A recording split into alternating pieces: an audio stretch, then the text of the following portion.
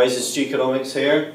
I want to just give you a little rundown on what the Chief Examiner said with regard to the F582 paper. That's the AS Macro paper, which many of you will be doing on Monday, this coming Monday. This is just a few excerpts from the Chief Examiner's report last year and a few important points as you come up to finishing your exam preparation and your revision. And a few things to remember. I know there are all sorts of things that you need to remember for your exam, and here are a few more, but I think they're very important. So these 5 points have all simply been lifted out of the examiner's report. Point number 1, there was some confusion with microeconomic terms and analysis. You must be very careful, ladies and gentlemen, particularly when you're drawing diagrams in the macro paper. Make sure that you are labelling aggregate supply, AS, aggregate demand, AD. Make sure that you're labelling the vertical y-axis, price level, and the x-axis, real output, brackets Y. Make sure that you're using all the appropriate, not only the appropriate labels, but also the appropriate abbreviations also. Very important.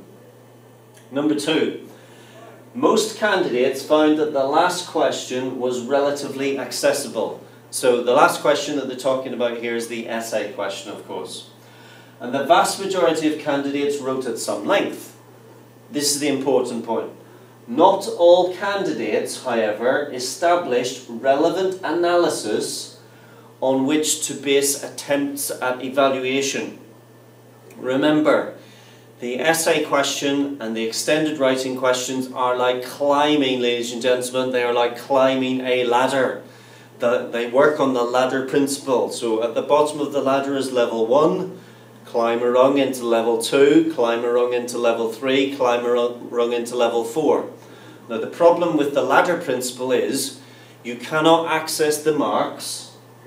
That is, you cannot access the marks in the lower levels unless, you cannot access the marks at the higher levels unless the lower level work is very good and sound and secure.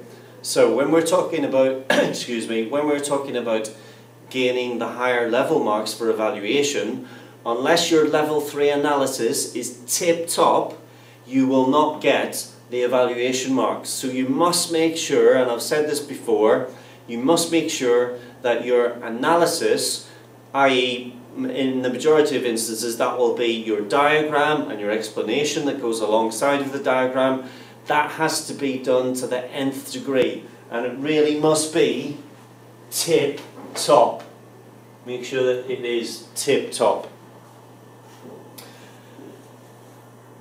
And that also, so they've written here about some other questions, just saying that this applies to the other questions also. These being the extended answer questions, which would be the comment questions on your paper. Point number 3. As on the June 2014 paper, a number of candidates confused a current account deficit with a budget deficit. Now, no matter how many times I say this to my students, there is always at least one student who confuses the two terms and starts writing about the budget deficit when they mean trade deficit and vice versa. Get it straight in your mind. Budget, government spending, taxation, current account, exports and imports. And just whilst we're on the point of the current account, remember, ladies and gentlemen, the new terminology which is going around. It's not in your current textbook, but there is some new terminology for the 4 components of the current account.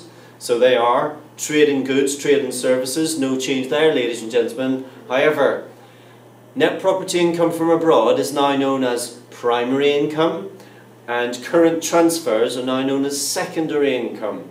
So if you do get a question which asks you to identify the 4 components, those are the terms really which you now should be using.